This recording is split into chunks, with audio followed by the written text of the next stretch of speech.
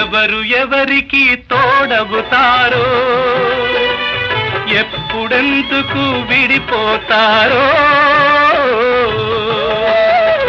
మమతను కాదని వెళతారు, మనసే చాలని ఉంటారు.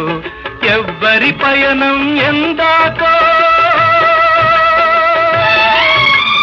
అడగదు ఎవ్వరిని, బదులే దొరకదని.